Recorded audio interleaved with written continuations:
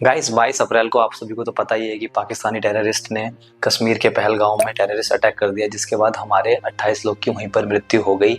जैसी उनकी मृत्यु हुई तो उसके बाद हमें लगा कि देखो पाकिस्तान की देखो जो आवाम है वो तो आप सभी को पता है कि पूरी की पूरी खत्म आवाम है, पूरी गिरी हुई आवाम है। लेकिन वहाँ के कुछ सेलिब्रिटी जो है वो लोग भी वैसे ही गिरे हुए हैं, जैसे वहाँ की आवाम गिरी हुई है वैसे ही वहाँ की सेलिब्रिटी जो भी है वो लोग भी पूरे के पूरे गिरे हुए लोग हैं।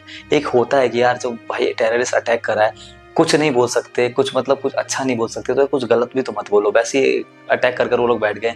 उसके बाद उनके एक क्रिकेटर है शाहिद अफरीदी, मतलब ऐसा स्टेटमेंट वो दे रहे हैं जिसे सुन के सच में मन तो कर रहा है कि सबसे पहले उन्हीं को हल्ले मिलो और उन्हीं को मतलब बताओ कि क्या करा है आप लोगों ने। मतलब उन लोगों ने अटैक करा, हमारे लोगों की जान चली गई, और उसके बाद भाई ये स्टेटमेंट दे रहे हैं कि ये जो अटैक हुआ है ये हिंदुस्तान ने ही करवाया है अपने लोगों पे।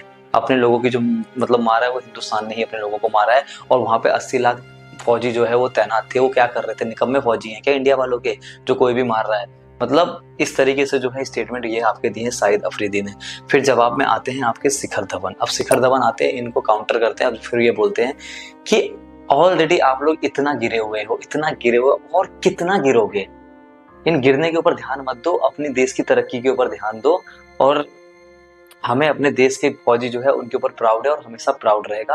और वो जो है आपके बोला है शिखर धवन ने शाहिद अफरीदी को, एंड में बोला है भारत माता की जय। मतलब गब्बर ने जो है सही से जो है वो इस तरीके से बोला, मतलब ऐसा बोला कि शाहिद अफरीदी के हृदय पे जो लगी। उसके बाद वो आते हैं और फिर बोलते हैं कि चलो हार जीत को छोड़ो, अब हम बात करते हैं कि चलो हार जीत को छोड़ो, यहाँ पर आओ और एक बार एक चाय पी लेते हैं। T is fantastic. अब भाई पाकिस्तान वालों को कुछ मिलता नहीं है, बात बात को सिर्फ एक ही बात बोलते हैं, टी इज फैंटेस्टिक। वैसे तो टी फैंटेस्टिक है, हमने भी पी है भाई, टी फैंटेस्टिक है। क्योंकि जब आपको तो पता ही है ना, जब भाई 1965 में जब लड़ाई हुई थी, इंडिया के फौजी जो है लाहौर तक पहुंच गए थे। फिर वहां पर उनके फौजियों को किस तरीके से नंगा किया था वो भी सबको पता ही है। तब हमने चाय पी थी, तब हमें भी टी बहुत ज्यादा फैंटेस्टिक जो है वो लगी।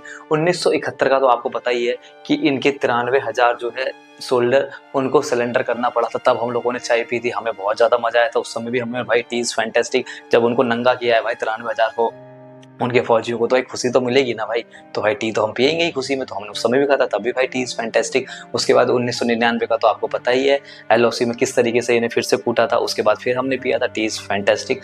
मतलब ये इतने जलील लोग हैं, हर बार ये लोग इनको सिर्फ जलील ही होना होता है। ऊपर से अपने देश की तरक्की पे ये लोग ध्यान देते नहीं, और ध्यान ये देते हैं टेररिज्म पे। अब भाई एक तो अटैक कर दिया, कुछ नहीं बोल सकते तो कम से कम भाई नमक तो मत डालो। लेकिन शिखरबाजी ने बहुत करारा और अच्छा वाला जो जवाब है वो दे दिया। मतलब ये इस लेवल के गिरे हुए हैं कि 2008 का आपको बता दूं, पहले ये लोग इंडिया में आईपीएल खेला करते थे। आईपीएल में ये जो 2008 का सीजन था उसमें ये लोग खेलते थे, अच्छा खासा खेलते थे। मतलब एक सीजन जो है वो खेला इन लोगों ने। और जो सीजन 1 में जो पर्पल कैप है पाकिस्तान के तनवीर जो है उन्होंने ही जीता है। लेकिन उसके बाद इन लोगों ने फिर से 26/11 का जो है वो 2008 में अटैक कर दिया, जिसके बाद से पाकिस्तानी खिलाड़ी जो है वो आईपीएल में पूरी तरीके से बैन हो गए। उसके बाद ये कंगले और ज्यादा कंगले होते गए। फिर ये छोटी मोटी जो लीग है आलतू फालतू की वही खेलते हुए दिखाई दिए। उसके बाद कभी भी इन्हें आईपीएल में खेलने का मौका नहीं मिला। अंदर से तड़पते रहे खेलने के लिए पर कभी नहीं मिला।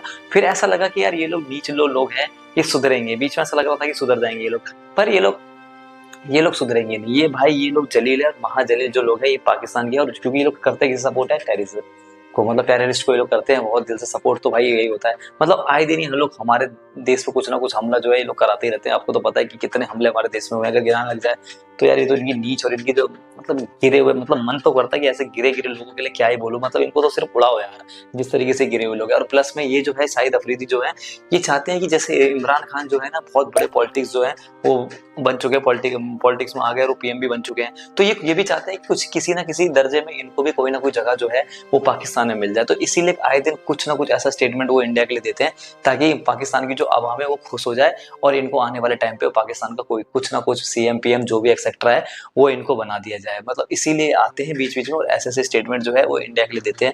लेकिन ये जो स्टेटमेंट दिया है सच में बहुत गिरा हुआ स्टेटमेंट जो है वो इन्होंने दिया है। अबे सुधर जाओ, अपने देश को बना लो, अपने देश पे ध्यान दे दो, तरक्की पे ध्यान दे दो, जो गब्बर ने आपको बोला है।